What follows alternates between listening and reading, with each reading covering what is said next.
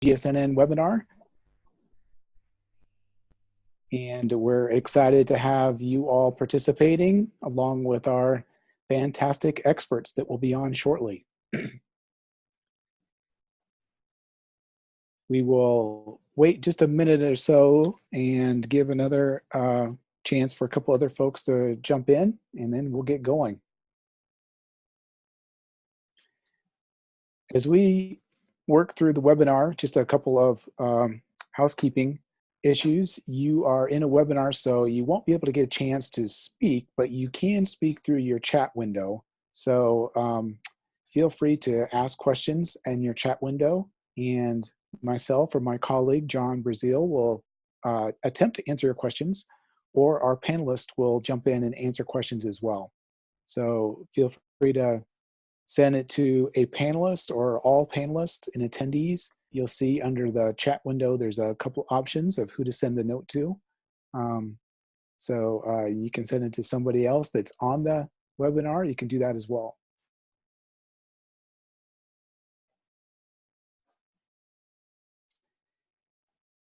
Like I mentioned, this is Din Hartog, and I am the Director of Innovative Learning here at Green Schools National Network. I'm super excited to be with you and helping to host the webinar today. And I've got my wonderful creative partner, John Brazil, who's also helping out and helping to run the webinar for today.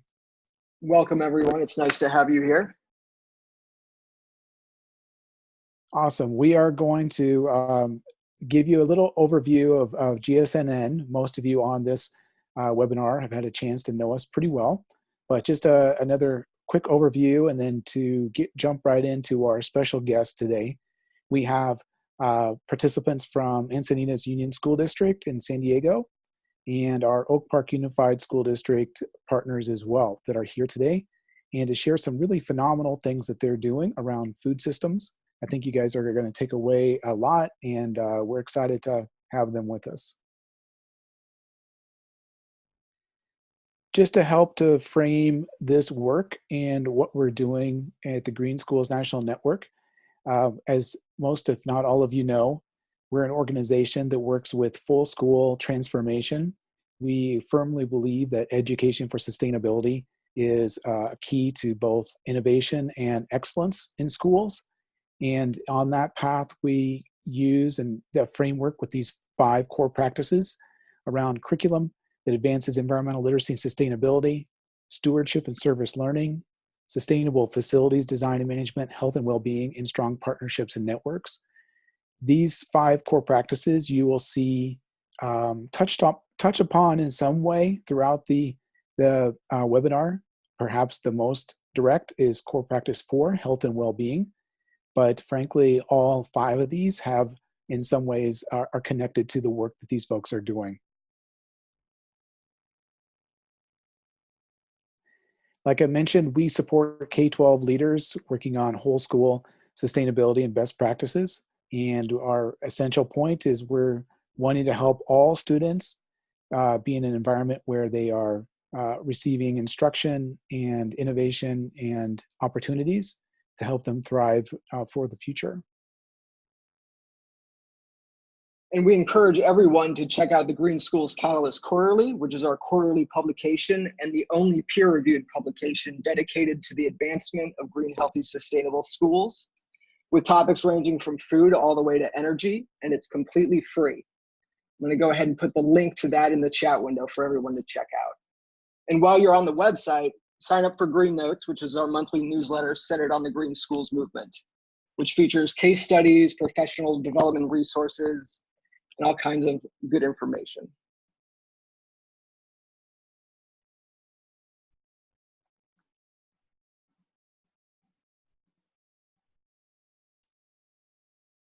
John, do you want to talk about this last quarterly issue? Yes, our last issue actually centered around food, food and innovation in school systems.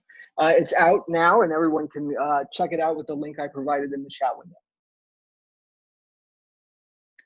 And like John said, these quarterly K-12 peer-reviewed journals are pretty amazing. They are very in-depth, have wonderful case studies. And the next issue, which will come out this winter, has a focus on civic engagement.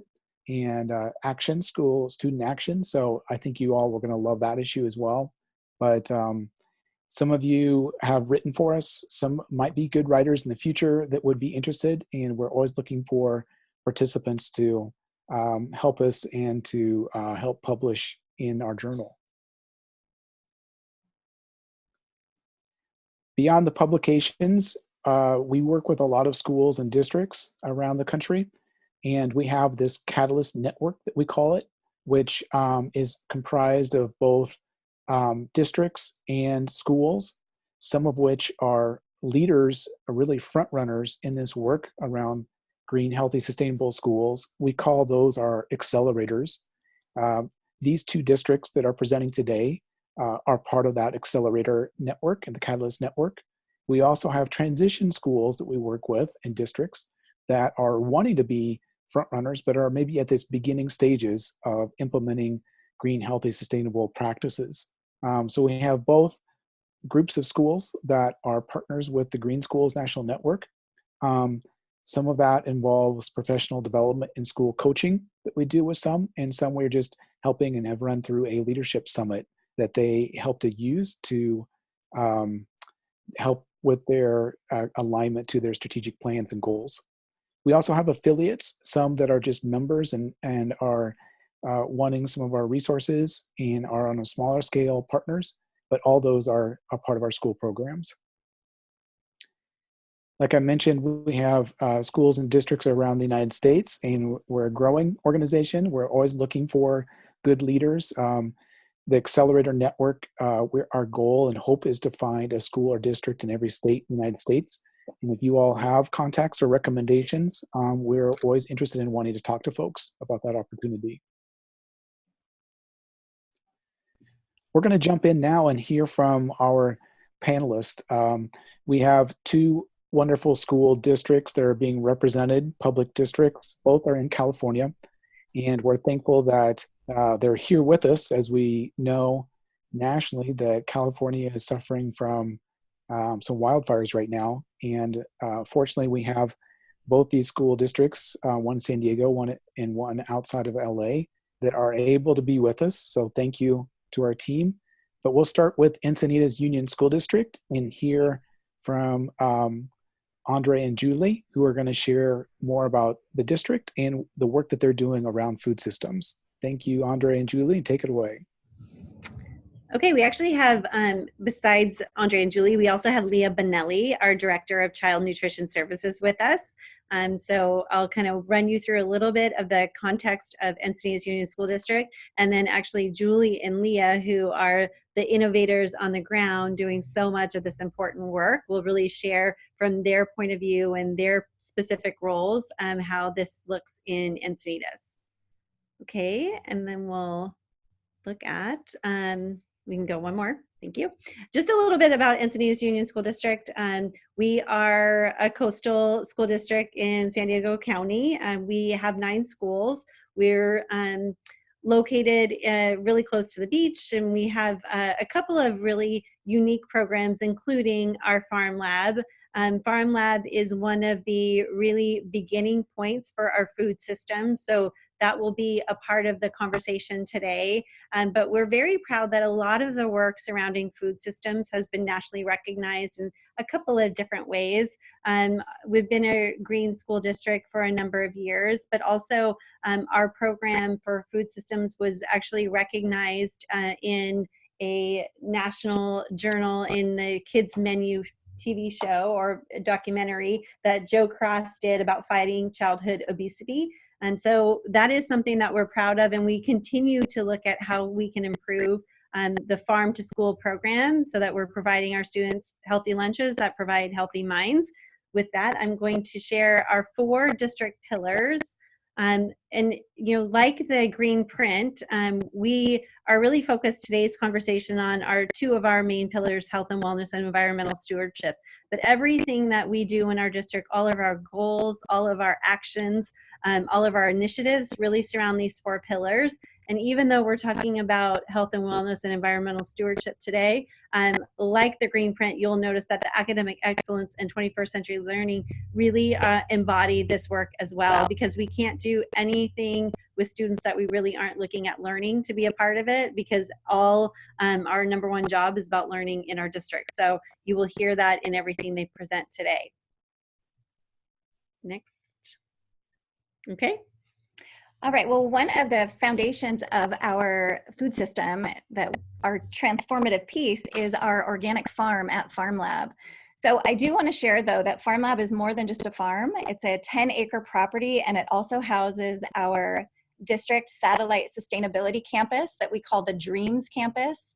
So in addition to growing food for students out at Farm Lab, we're also educating them on sustainable practices, that tie to agriculture and just all things green and renewable.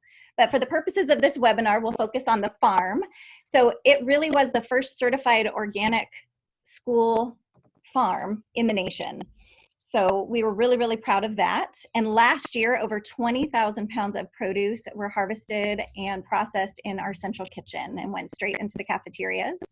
This past year, we added a 160 tree food forest to the nutrition part of the farm. We do have a community food forest on the street that anyone's welcome to come and access, but we wanted to grow specifically for nutrition services, and we planted stone fruit, citrus, and a whole avocado grove. So we're pretty excited that we'll be able to have a lot of fresh avocado in our lunch program in the next couple of years.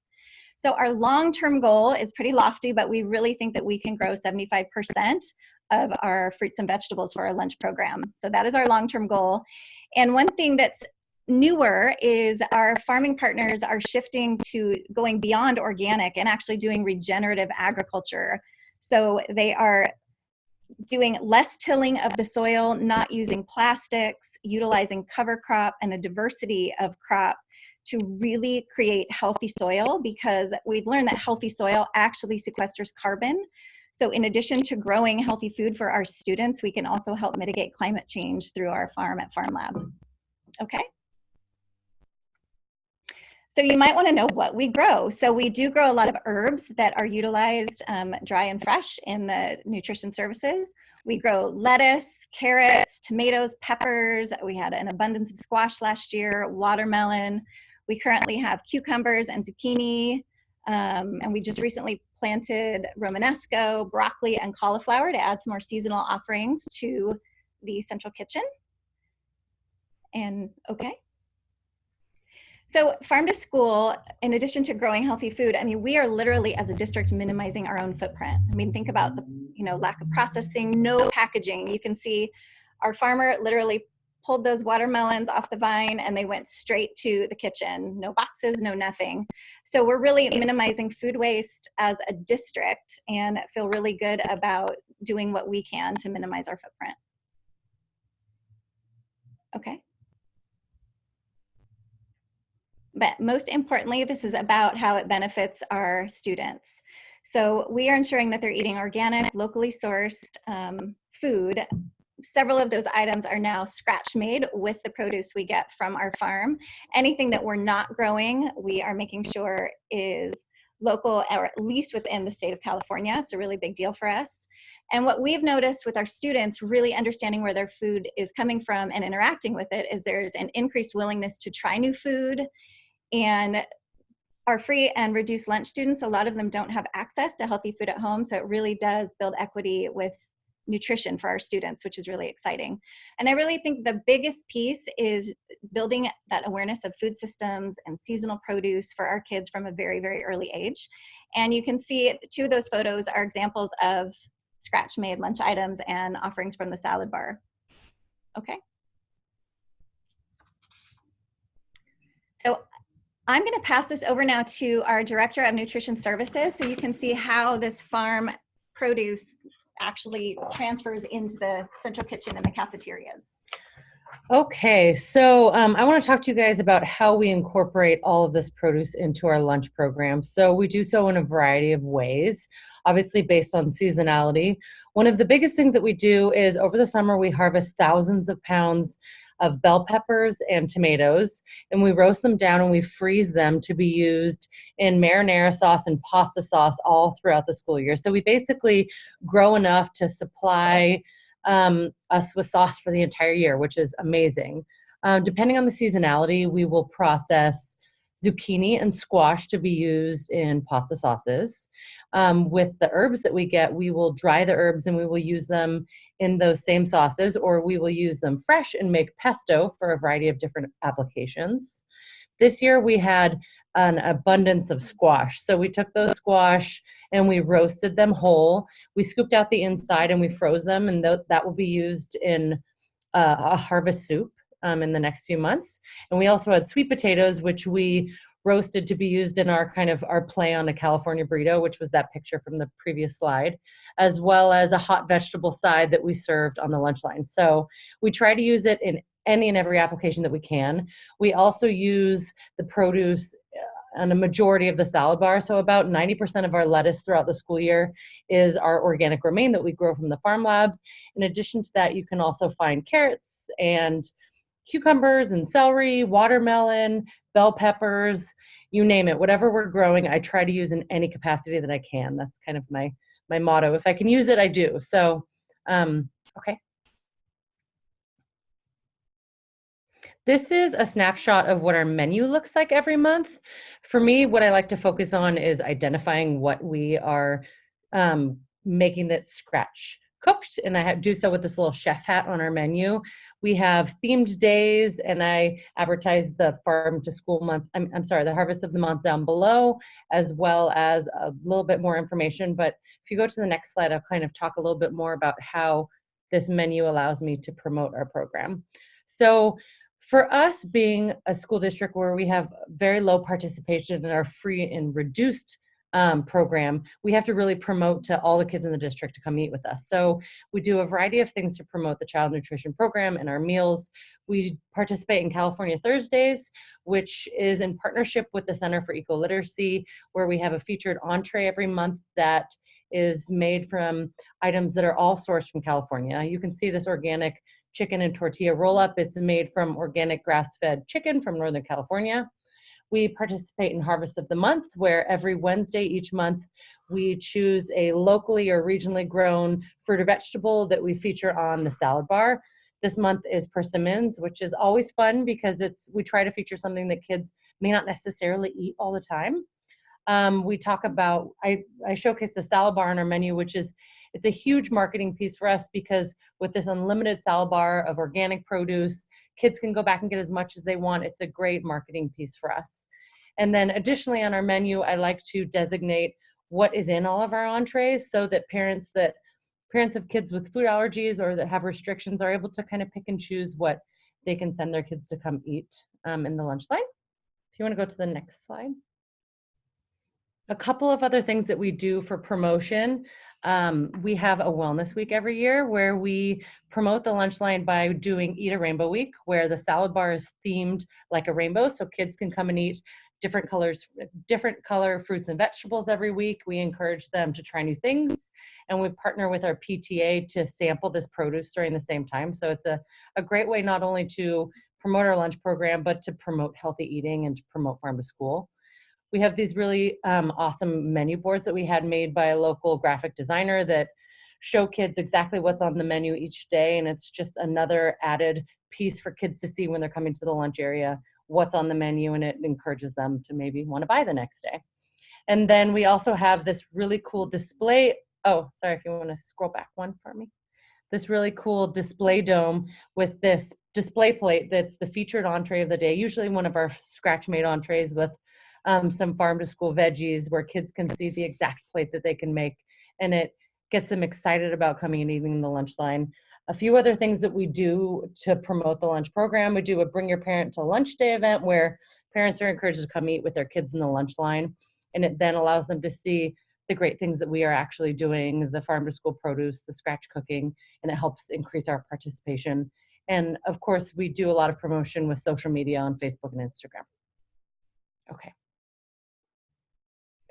Since we started Farm to School back around 2016, our participation has gone up drastically, about 10% since 2017. Before this time, we were serving with similar enrollment about 1,200 meals per day, and now we're up to about 1,900 meals. So I think with the higher quality produce, the higher quality entrees and scratch cooking, as well as the promotion of the meal program, we've really been able to increase participation in the lunch program. Okay. And then lastly, which is it's always worth noting, there are challenges that come with starting a farm to school program. I think the first thing that I like to talk about is when you bring in produce into your kitchen, there's always going to be, some changes and maybe some staff pushback with trying to process and prepare this produce. For me, the biggest thing was training my staff and empowering them to be part of this change and telling them about why it was so important that we moved to scratch cooking and bringing in all this farm to school produce. And not only that, but balancing these heavily scratch made entrees with maybe entrees that were not so hard to prepare, so that it didn't burden my staff and make them feel overwhelmed on a day that we were preparing all these items. So training your staff to get on board and teaching them how to work with all this produce in the kitchen is huge. Produce availability, volume, and seasonality can be a challenge. Obviously, we don't always produce exactly what we need. So you need to have a backup in place, whether it be a produce distributor or another farm that you're purchasing from, and just have a plan. So use whatever you can. And even if it doesn't go to all sites, make use of it, because it's a win if you're using produce from your own farm. And then one strategy one problem that I never really thought would be a problem was finding more bugs and more dirt in the produce that's coming from the farm. Just teaching your staff how to clean it more thoroughly and talking to kids about the fact that organic produce may sometimes have bugs. So it's just another interesting challenge. Okay. And then this is Julie back with you. So another challenge that all schools face is when they offer healthy food to children, a challenge would be to have them choose it and actually consume it. So one of the ways we have handled that challenge is by offering nutritional sciences to students. Several of our schools have full nutrition labs where students literally plant seeds, harvest them, and then prepare them in the kitchen. It really gives them buy-in and a desire to try and eat these foods. Okay. So I'm going to go quickly because I know we're running out of time. We're going to show you just a couple minutes of this video just to see what happens when you do provide nutrition education to students.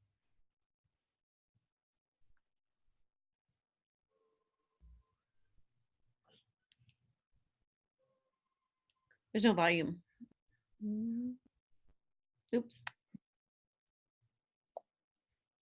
Try this again. Okay. Thanks, David.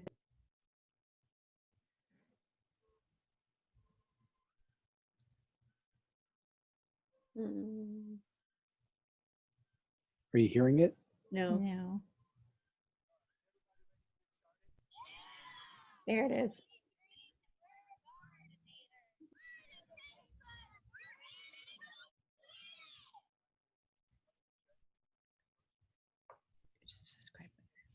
So basically, if you can't hear what's going on, there was a challenge for these students who had had nutrition education from kindergarten through 6th grade.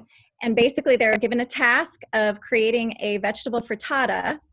They didn't know that until they opened the envelope, and then they literally have to run to the garden, gather their ingredients, gather fresh eggs from the chicken coop, and come back and create these dishes. We can go to the next slide.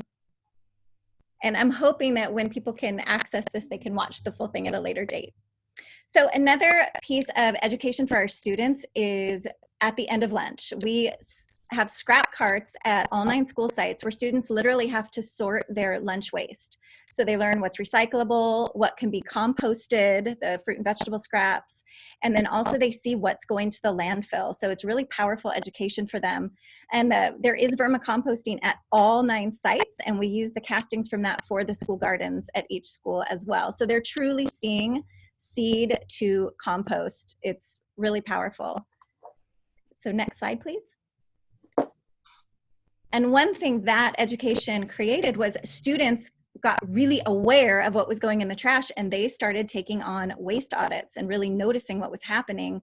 And so it changed, like we realized they didn't even understand they didn't have to take a milk. So we were able to educate students about requirements to reduce waste. They started noticing things like plastic straws, and the students got rid of plastic straws in our district. We no longer have straws for the milk. And most recently, they did a spork audit, and they're realizing how many sporks were going into the landfill. So we're actually doing a pilot program of using real silverware at one of the sites. So the students being aware of what's happening, they're driving change in the district, which is really amazing. Okay. So what's next? We actually just got a USDA Farm to School grant, and we are going to really get our students involved in promotion and Farm to School. So they're going to be working in teams on developing a recipe for the salad bar, creating a PSA to promote it at all the school sites, and just keep sharing the word about Farm to School and why we should eat healthy. And I do want to mention that partnerships are key to this. So we do have a farming partnership with the Ecology Center, and I highly recommend you reach out to your community and partner up to see what's possible. And you will have access to all the slides. Just looking at the questions, you will have access to all of the slides. And then I know there's also a question about how did you get buy-in from the school district to use food raised in the school garden in the cafeteria? That's a good, I think that happened before my time, actually. Yeah, and before both of our times. And I think it was kind of like, it's just been a no-brainer that that's how we operate. So I really don't think there was a lot of buy-in at any needed. I feel like people recognize the importance of healthy, sustainable food. And I also think it was kind of driven by our community. Our community wants these kind of things, and they're, I think it was both district supported as well as community supported. So that's all we have. Great. Thank you very much, team. Wonderful to hear from you and to see this good work that you're doing. Participants on the webinar, feel free to add some more questions via the chat window, and we'll have a little bit of time at the very end to answer some more questions. But that was wonderful and inspiring. We're going to jump right into our next group that comes from Oak Park Unified. And so Jay and Carol are going to take it away. Thank you.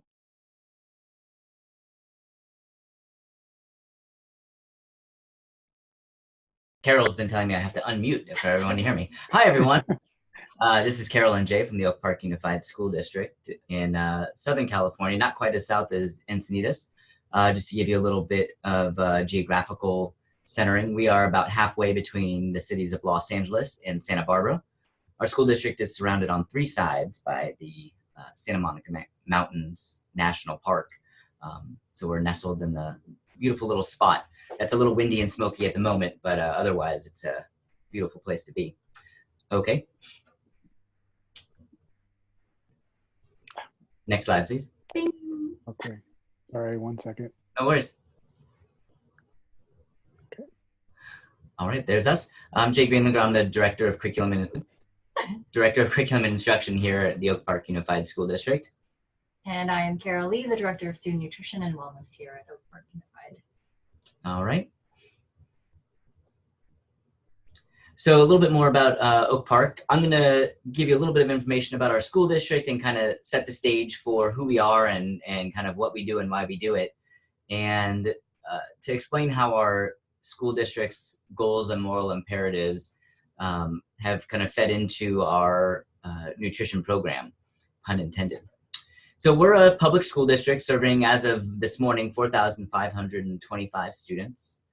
We have a preschool, 3 elementary schools, a middle school of about 1,100 students, a 1,500 student comprehensive high school, and then an independent school and alternative high school. One of the unique things about Oak Park Unified is that we're participants in the District of Choice program, which means about 40% of our students come to us from outside of our district boundaries. So people elect to attend our schools for a variety of reasons, some of which we'll be sharing with you today. Each of our schools is a National Blue Ribbon and a California Distinguished School as well. And we were the first school district in the United States to earn the EPA's Green Ribbon Award. Here in Oak Park, everything that we do is centered on our climate of care. Whether it's teaching and learning, our physical sites, or the programs that we share with our students. The well-being of our students is at the heart of all we do. And as you'll see today, how we arrived at a nutrition program that's based on caring for our students. Next slide, please. In Oak Park, we're driven by a handful of moral imperatives. These are the underlying beliefs that promote what we do and why we do it. And our Board of Education has identified 5 goals for our school district. Similar to the pillars of Encinitas, our 5 goals are based on the outcomes that we want to see in our school district. And the number 1 goal we have, the first and foremost, is to continue to strengthen our climate of care and to do the things that will promote a healthy lifestyle for our students, whether it's physical, academic, social, emotional, and physical in this case. If you'd like to take a closer look at our goals, you can go to the URL oakparkusd.org/goals. Next slide, please. Ooh, I think we skipped one. Nope. Oh, sorry. So when we talk about schools in Oak Park, I believe everyone listening to this agrees that safe and clean schools are a top priority. And we enact that priority in a number of ways, including having campuses that are free from herbicides, rodenticides, and pesticides. That includes what we use, and then also in the food that we purchase. We believe that a clean environment shows the care for our students, and it also allows us to impact our local community, in that the local Parks and Rec have also joined us in not using herbicides, rodenticides, or pesticides in the parks and public areas surrounding our campuses. Like I said, we border National Park and State Park on all sides except for one. So we have a responsibility for the animals who live in those areas to have poison-free campuses. Next slide, please.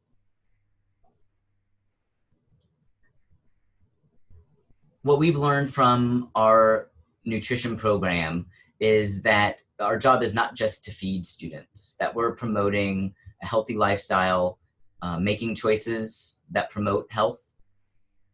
We talk about quality in and quality out. We want our students to be at their best every minute of their day when they're with us, whether it's in their academic pursuits or their athletic pursuits. And nutritious, wholesome food is at the center of that. We also know that our food has a footprint. And like you heard from Encinitas, we source food from our local Ventura County farms, and just about everything we buy is made here in California. We source our poultry from 2 particular farms in Central California, farms that we visited and that we know that treat the animals with care as they're grown. And most importantly, as you'll see when we start talking about our nutrition program, is that food is more than just flavor. It's nutrition, it's culture, and it's how we learn to appreciate each other. Next slide, please. In addition to caring for our students, we also know that caring for our staff is an important thing. And if any of you are school administrators, you might have read the book, If You Don't Feed the Teachers, They'll Eat the Students. And that's just a joking way to illustrate that feeding people shows that you care for them in every culture on earth. Taking care of people and feeding them is a way to show that you care. And when we plan professional development, when we have grade level meetings, when we have articulation between our departments, we always make sure to bring in food prepared by our nutrition program. 1, because it's a great way to promote our program. But 2, and I can say this from regular firsthand knowledge, the food is delicious and nutritious.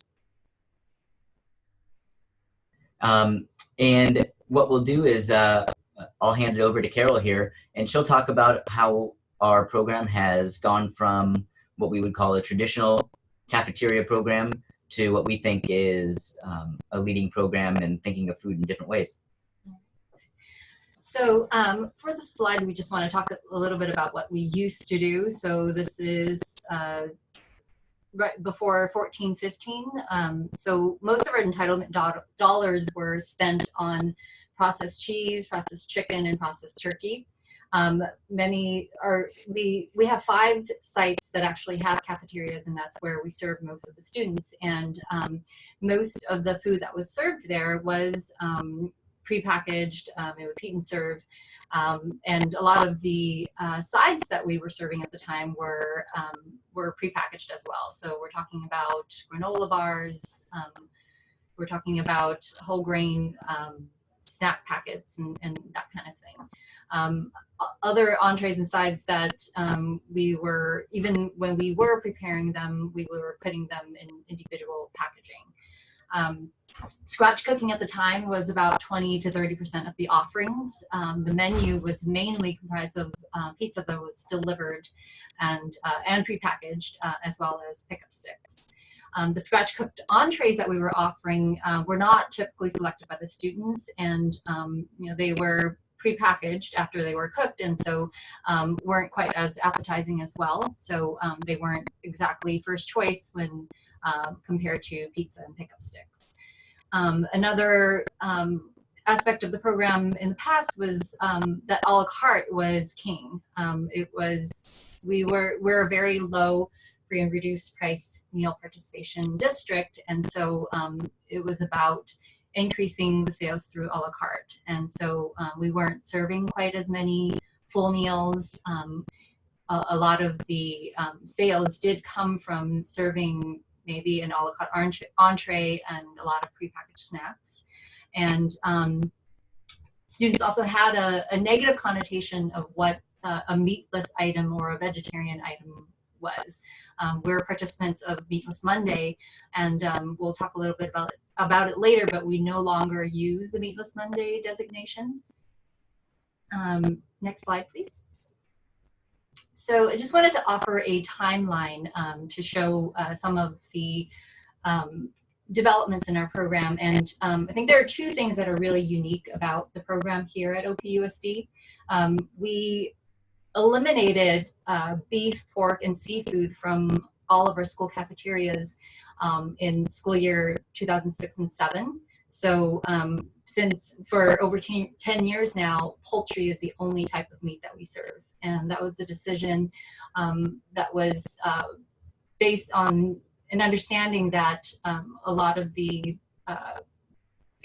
with the meat production industry, it's a big contributor to global warming and other problems in the environment. So we wanted to eliminate our participation in that by removing those types of meats. Another thing that's really unique about our program is that we really try to source quality ingredients to use in the preparation of our meals. So as you see on the timeline on the right side, in 2011 to 12, we removed most of the processed meats that we served. So as of that time, we were not serving cold cuts and hot dogs. By 2015-16, we've completely removed all processed meats. So chicken nuggets, chicken patties, pre-cooked turkey and chicken no longer had a place in the cafeterias. Since that time, we've been serving exclusively free-range, antibiotic-free poultry. And we started making all of our own sauces or dressings and marinades in our reimbursable meals. And then by 2016-17, we removed all flavored milk. And on the left side, just to give an idea of the relationship of these changes that we made in our school district with the federal rules and regulations. Next slide.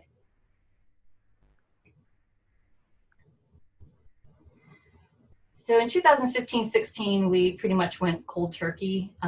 The summer before the school year started, we had our staff members come in and tested a lot of recipes for the summer. So when the school year started, we were emphasizing the well-balanced meal. 90% of the entitlement dollars went to DoD produce. We pulled away from the fast food culture. We no longer prepackaged everything. We shifted from the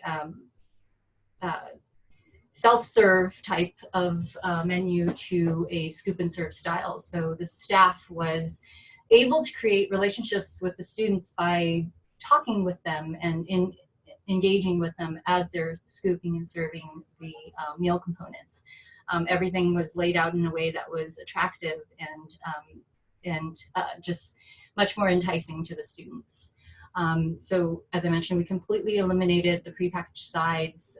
French fries we no longer used as served as a vegetable. No more pickup sticks, no more delivered pizza, processed chicken nuggets were all gone. We started preparing a lot of scratch-made items for reimbursable meals. So with our pizzas, for instance, we source the pizza crusts from a local pizzeria and put our own sauce and bake it in the kitchens ourselves. We replaced most of the cheaper processed ingredients with fresh and cleaner alternatives. So for instance, our school district does not use, or our district uses Vaginase instead of mayo. It just has better ingredients, and one of our goals too is to prepare items that are just naturally vegetarian, except for obviously the meat specific items, so that anyone who wants to not eat meat can pretty much have everything else on the menu. We've also removed the Meatless Monday designation from our menus, but keeping Monday meatless and then adding other meatless days, but not completely advertising it, because you know, we've grown to understand that there's too much of a negative connotation there. All right, next slide. So just want to go through these slides really quickly. So this just shows our student meal participation from 2013-14 to 2018-19. As you can see, there's some ups and downs, but overall we've had an increase in the trend of participation, particularly in our nutrition program. Next slide, please. And then annual sales. So the orange is our total, and then light blue meals, and then dark blue a la carte. As you can see, when we made that shift to our scratch cooked meals, the a la carte participation went down, the meals went up. And that trend is continuing to go up. Next slide, please. Here, we just wanted to show a comparison between our expenditures in school year 18-19 to school year 14-15. I think the biggest change that you can see is that our wages and benefits went up by quite a bit. Our food expenditures went down by quite a bit because of how much scratch cooking we do in our kitchens. We had to have more staff. But even though the quality of the ingredients that we source has gone up significantly, we're still spending less on food dollar-wise as well as percentage-wise. Next slide, please. So what did we learn? So a great quote from someone named Randy Pausch, experience is what you get when you didn't get what you wanted. We learned a lot. We'd like to say that, you know, we switched to scratch cooking and used great ingredients and kids were eating everything and participation skyrocketed, but that wasn't really the case. What we found really is that our staff needs ongoing training and time to acclimate to the changes that we're trying to implement. And we are still doing tons of training, just really to get the staff on board and really to get them to understand the time and energy it takes to really make a scratch cooked meal great. Snack foods will always have a place. Earlier in this, an earlier slide, you saw that our participation a la carte went down. A big reason was because we really tried to pull a lot of the junk food out of our snack bars, and that wasn't, they didn't respond too well to that. So we offer it more in moderation. We get our best marketing from parents, staff, and other students, and we found that that is definitely our best source.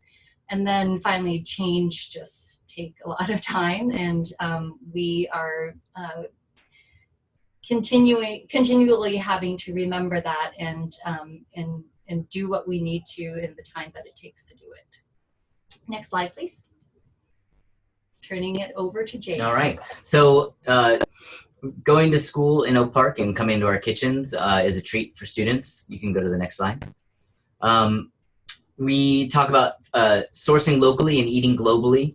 Our schools are very diverse in the cultural roots that are represented, and we want the students to be reflected in our in the food that we serve. We take great pains to represent our students in the foods that we serve.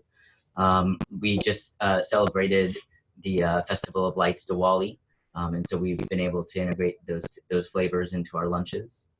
And we can offer all of these meals at what I would call a pretty darn competitive price, charging $4.50 for lunch of this quality where everything is scratch cooked.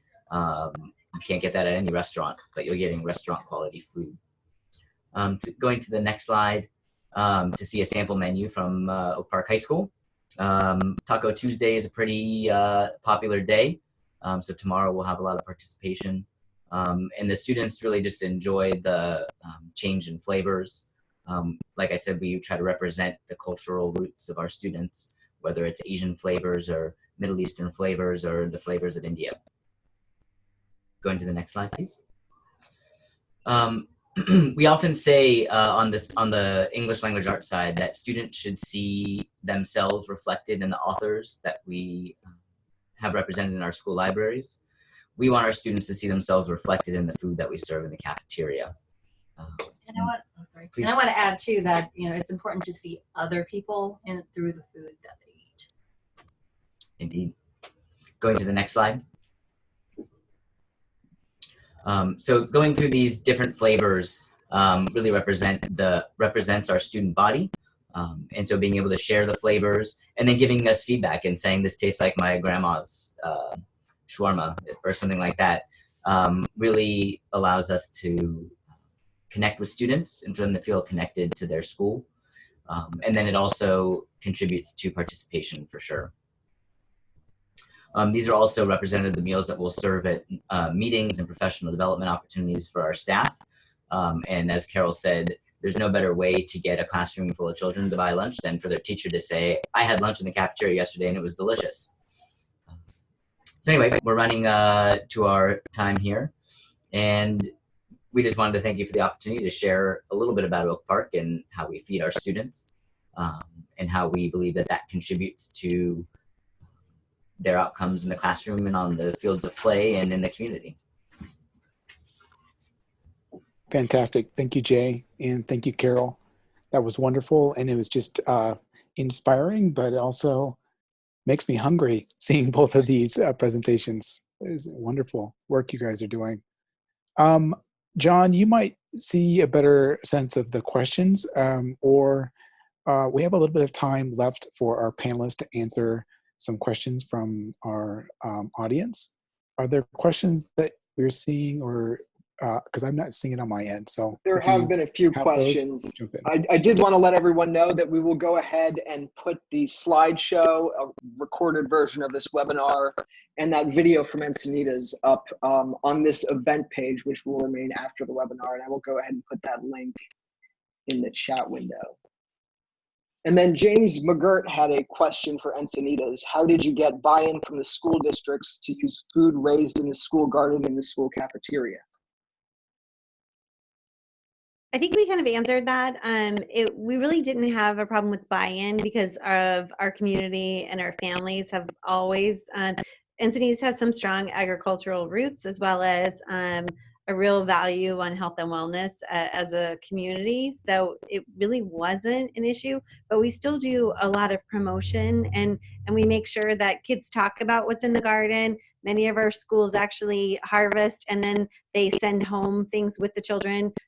One of our hydroponics school gardens, each grade level takes a month to harvest the lettuce and then they sell it out front. So there's just been a lot of support for the use of school gardens and certainly the intent to use what we grow and to be mindful of what we're growing and how we're using it.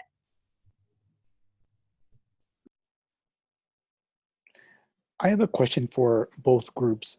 Encinitas, you all talked a lot about your farm lab, but I also know that students are growing a lot of food at their individual school sites and your outdoor learning spaces, as I think you call them. But I'm just curious about if you can talk a little bit about how that works at your schools. How do you structure things so that you can make sure that those are tended to when they need to? You split things up by grade levels. What are the expectations? Is it tied to the curriculum? I'm just curious if you could speak a little bit to that. So one of the ways we really made it work is to make it unique to each campus. So each of our campuses has a school garden and they use it in very different ways. However, kind of the accountability and the bringing together of the best ideas is done through two ways. One is our green team, where we have a district-wide green team that meets monthly and we go to a different site each month. And part of that is touring and discussing with all of the other district green team leaders. And then we also have a garden hub group, which is the person who's in charge of the garden at every single school. They're a part of a network. They also meet monthly and they meet at different gardens, and they also have a shared network of all of their lesson plans and lesson guides, so that there's some sharing of the resources. It's part of our district-wide plan to support school gardens. So we do support that through consultant. We have a consultant group that kind of helps to make sure the meetings are done, make sure that there's support, but we also support it with our grounds and maintenance teams, as well as our science teachers support the work in the garden. So we try to make sure everybody in the organization recognizes the importance of this work, so that it's not just an add-on, but the gardens are a part of what we believe and how we educate students in our district. Great, thank you. Oak Park, do you have any reflections on that or be able to share? Yeah, I would agree that we see our campuses in all things sustainability related. We see our campus as a classroom. So everywhere, whether we're growing food in our gardens or generating 90% of our electricity through solar, we use our campuses to teach the sustainable practices to students. So I think whatever it is that you're focused on, and Encinitas has an enviable garden or farm, I should say. Carol and I have both been there. Whatever it is you're doing on your campus, you can use as a teaching tool. Great. We've had a few more questions come in. Do either of your programs encourage students to explore organic food preparation as a potential future career?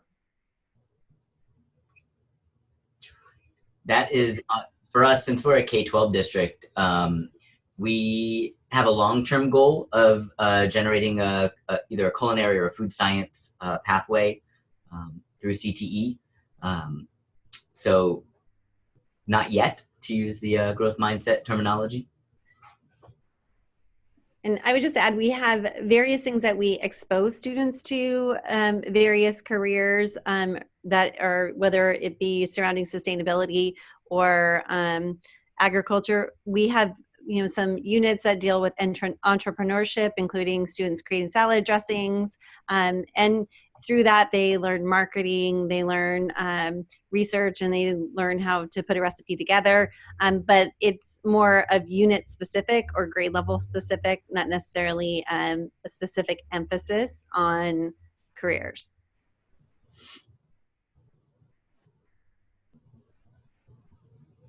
John, I just want to add, there may be another question coming in, but we have 2 more webinars that are going to be in the works that folks we hope will participate in. The one in February is on school culture, and we have a couple of our schools from New Mexico that will be participating in that and talking about their work around social emotional learning and climate in connection to sustainability practices. But the last one is on CTE and entrepreneurship. So to this question regarding careers and connecting this work to future careers, we'll have a webinar that's totally devoted to that. If that person who asks that question would want to participate. And that, I believe, is happening in April.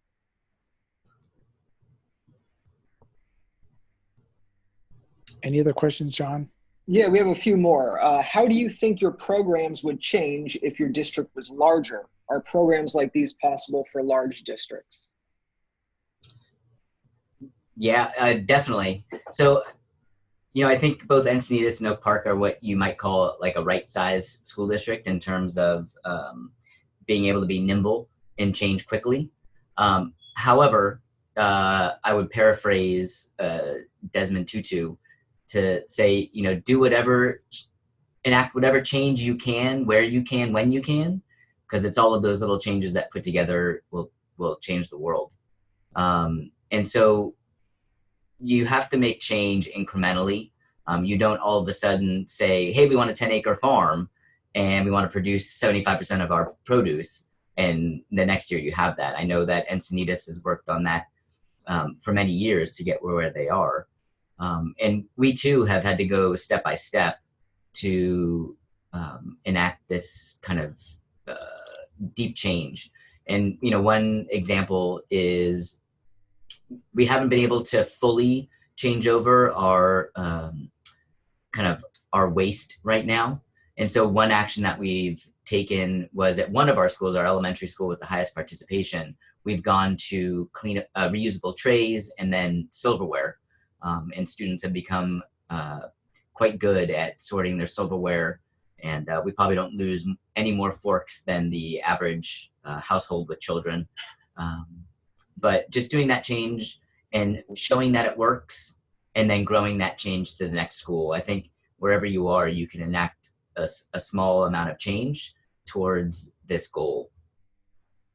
I would agree with that. And I would say a couple of things. I think when you have very strong different district values and you are making your decisions on your values, no matter what your size, you start to move in the right direction. And so some districts might look at us and see, yes, we are only 9 schools, but one obstacle that another district might have had is the fact that we only have one central kitchen. And our schools, all 9 schools, none of them have kitchens. They don't even have dishwashers. So we have to kind of problem solve and say, yes, this is a value for us. How are we going to move forward? And it takes a lot of changes in logistics, but even if you're flipping parts of your menu or you're flipping parts of your system, people are recognizing that change, and it's about communicating why you're making the change and how you're making it, and obviously having the right people on the bus. I mean, when I look at the champions we have in our district, there's no other way but to move forward in the right work. And so I think that's, you just have to look at what's possible and start from there and always make the decisions based on your values. That's a great talking point and a good ending as well. I know we have a couple of additional questions, and the panelists are available through email if you will want to contact them. But we will also have this recorded, and people can look back through or share it with other folks if they'd like to do that. John, is there any other pressing question that you want to make sure to throw out, or should we direct those to the panelists and let folks contact them individually? Yeah, I think that's a good idea. Okay. Well, we appreciate everyone being on today. On behalf of the Green Schools National Network, myself and John Brazil and our teams from Encinitas and Oak Park, we thank you for taking the time, for our panelists sharing their amazing good work that's happening. And we are hopeful that you all jump into this work and do more of it and help make our world a better, stronger, more thriving place. Thank you all. Have a good rest of your day. Thank you. Thank you. Thank you.